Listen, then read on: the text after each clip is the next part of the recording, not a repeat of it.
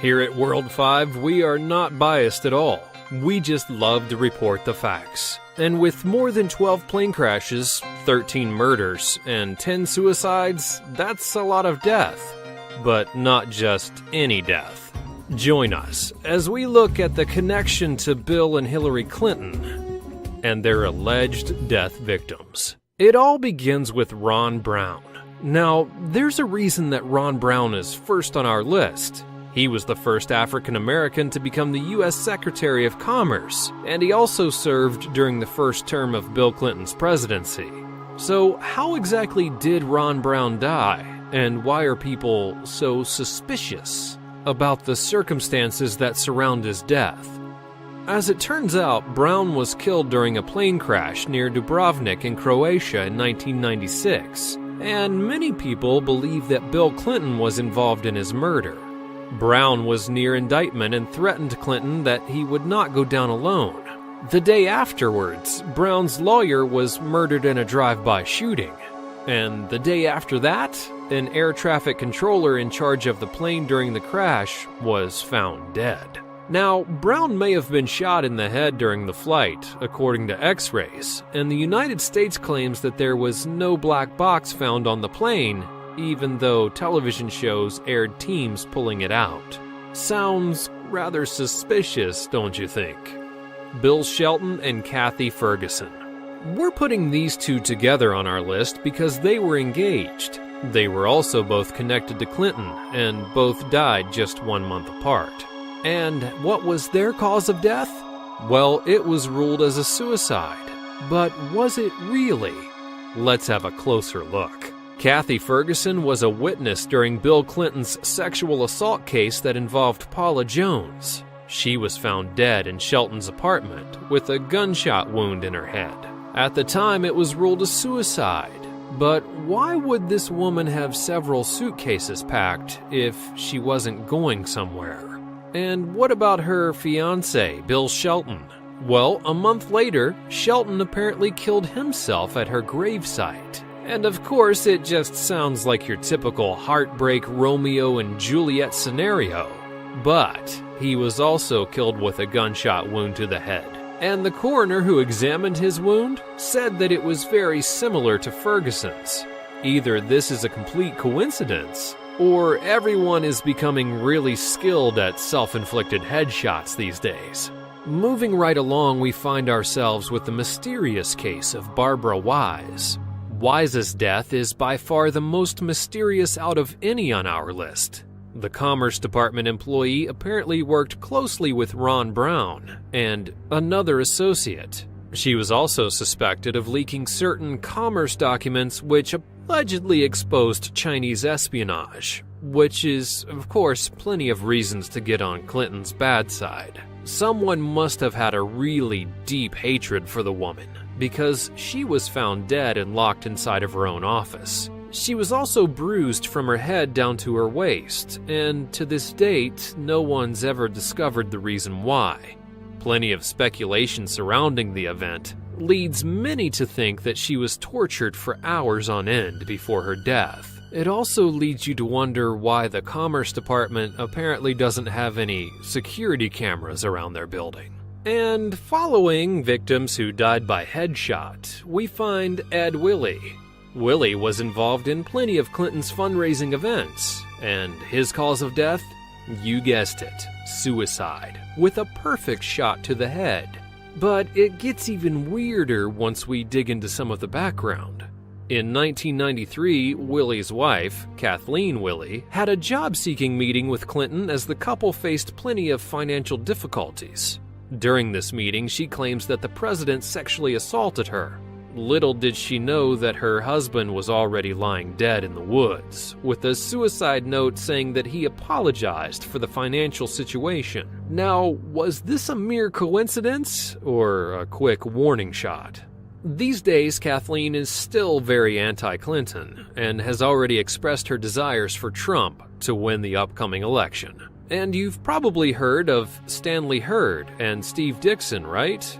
Well, if you haven't, Dixon was a counsel to Hurd, and Hurd was a counsel to Clinton's mother, stepfather, and brother. Anything else these two have in common?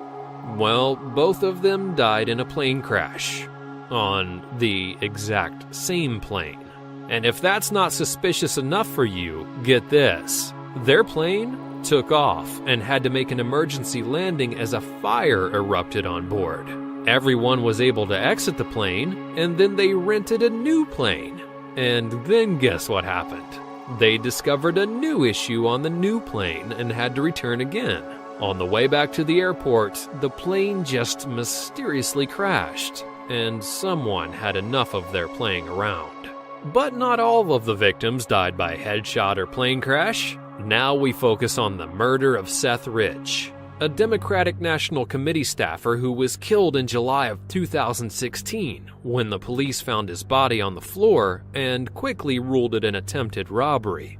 But there's something odd here. All of his personal items, his wallet, and his phone were still in his possession.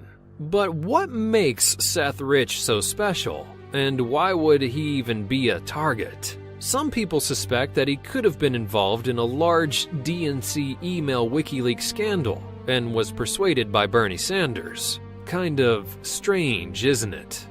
And have you ever heard people say, if I'm ever found dead, it was murder in the movies? Well, film comes to real life in the form of Victor Thorne. Victor Thorne is our next alleged Clinton murder victim. Thorne wrote several books exposing both of the Clintons, and he allegedly killed himself on his birthday. Now, unlike most of the victims, he shot himself on the top of a mountain. Whether or not it was a self-inflicted headshot is unknown, but if it was, you can kind of figure out where the story goes from there. Thorne told the Russell Scott Show host, "Russell, if I'm ever found dead, it was murder. I would never kill myself." Are you sure of that, Mr. Thorne? But these events go way back and include Jerry Parks. Parks was Clinton's head of gubernatorial security in Little Rock, Arkansas. He was shot 7 times at a deserted intersection while driving through Little Rock. Parks' wife and son claim that his death was not a coincidence, and according to them, Parks had plenty of files stating the sexual escapades of Bill Clinton. He was also reportedly hired by Vince Foster on behalf of Hillary Clinton, who was convinced that her husband wasn't faithful. Both Parks and Foster were killed. Now, it makes things even weirder that a reporter claims that the exact files that Parks' wife and son were talking about were stolen from his office just a few weeks before his death. And of course, Parks is connected to our next 2 victims, Kevin Ives and Donald Henry. These 2 teenagers were found dead on some railroad tracks in Arkansas and were killed way before the train ever hit them. Their death was quickly ruled a drug overdose, but several people claim that it was just a cover-up. A witness states that they saw police beating the boys, which could mean that the teens had some involvement in a drug smuggling operation surrounding Bill Clinton. And why do people think that their deaths were not accidental? Autopsies reveal that Kevin died from a crushed skull before he was ever placed on the tracks. And Donald? Well, he was stabbed in the back, and not metaphorically. Kevin and Donald are both connected to the death of John Hillier. The NBC cameraman was working on several cases that could easily expose the Clintons, and he was also involved in exposing the Arkansas drug smuggling operation. Hillier and his associates became friends of Gary Parks, the son of Jerry Parks, who we mentioned earlier, and they stayed at the safe house where they could discuss the events and further mysteries behind the Clintons. And if that's not convincing enough for you, each person that Hillier tried to interview regarding the case mysteriously died, and it became enough for Hillier to fear for his life. One day he called up his journalist and stated that he discovered new leads for the case. They planned on meeting, but apparently Hillier died of a heart attack just a few days later.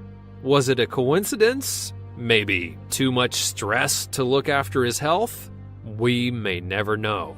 And the list goes on and on and on, including Vince Foster, Hillary's law partner, who suspiciously died, of course believed to be a suicide. But what do you know? Tell us in the comments below. And while you're here, be sure to subscribe to our channel for more videos like this one, and check out some of our other videos on the Clintons before you go. Thanks for watching.